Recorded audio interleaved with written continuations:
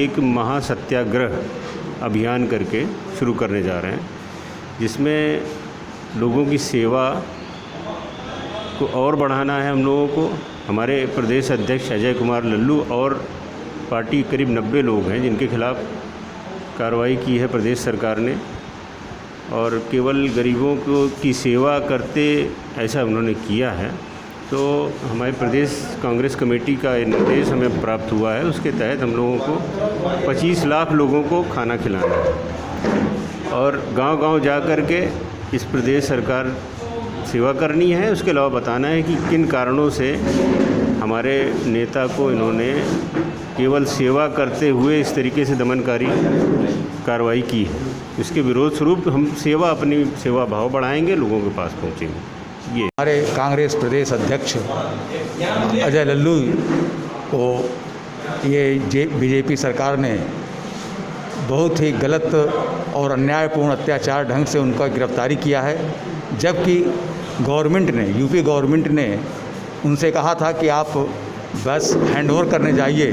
तो बस हैंडओवर करने अजय लल्लू जी वहाँ गए हुए थे और उन्हें महामारी ये जो अधिनियम के अंतर्गत उनके खिलाफ़ तमाम सारी धाराओं में उनको निरुद्ध किया और जेल डाल दिया है। ये बहुत अत्याचारी कदम है। इसके खिलाफ़ हम सारे कांग्रेसी जन सेवा के माध्यम से पूरे इस उत्तर प्रदेश जनता को आकर्षित करेंगे और उनके शीघ्र रिहाई के लिए इस सरकार से भी मांग करते हैं उन्हें शीघ्र रिहा किया जाए। किसान मजदूरों के साथ जो छलावा किया गया है उसको आज अंग्रेज़ों के ज़माने की याद आ रही है।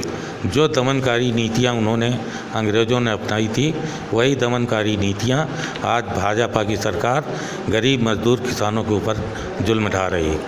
इन्होंने कहा था कि कोई भी मजदूर जहाँ पर है वहीं पर रहे, कोई भी जहाँ पर है उसका वेतन उसी तरह दिया जाएगा।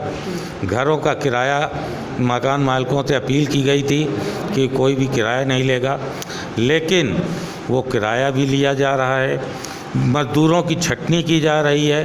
एटलस साइकिल कंपनी जो आज काफ़ी अर्से से इस देश में संचालित थी, उसके मजदूरों को निकाल दिया गया है, छटनी कर दी गई है। स्वतंत्रता का जो अधिकार संविधान में दिया गया है उसका पूर्ण रूप से ये हनन कर रही है, दमन कर रही है। कांग्रेस पार्टी सदैव जनसेवा से जुड़ी रही है और आज भी जुड़ी है। 25 लाख लोगों को भोजन देने का संकल्प लिया है प्रदेश अध्यक्ष ने, उससे डर करके कि इनकी लोकप्रियता बढ़ जाएगी, इसलिए दमनकारी नीति के तहत इनको गिरफ्तार करके जेल में डाल दिया गया है। ये बहुत ही आपत्तिजनक है और संवैधानिक अधिकारों का हनन है। बैनर लगाए जो पब्लिक की सेवा करनी चाहिए, उसको खाने का इंतज़ाम और मजदूरों की आवागमन का इंतज़ाम करने के लिए जो हमारे अध्यक्ष महोदय गए हुए थे, बगैर झंडा बैनर के, कोई राजनीति नहीं कर रहे थे, सेवा भाव से कर रहे थे। उस पर कांग्रेस मौजूदा गवर्नमेंट ने अपनी राजनीति सेकने के लिए गलत ढंग से उन्हें निरुद्ध कर रखा है। अजय कुमार लल्लू जेल से जब छूटेंगे तभी मजदूर हमारे साथी जीतेंगे।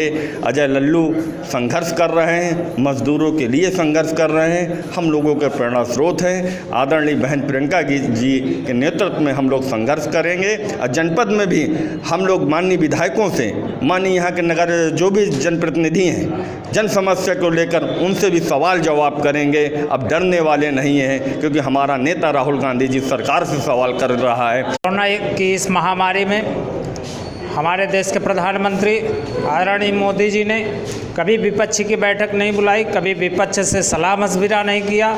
जो भी काम किया वो बिल्कुल स्वयंभू नेता की तरह किया। हमारे नेता राहुल गांधी जी ने समय समय पर सरकार को आगाह भी किया, सरकार को चेताया भी, बताया भी, लेकिन सरकार ने सिर्फ उनकी बुराई करने में पूरा वक्त व्यतीत कर दिया।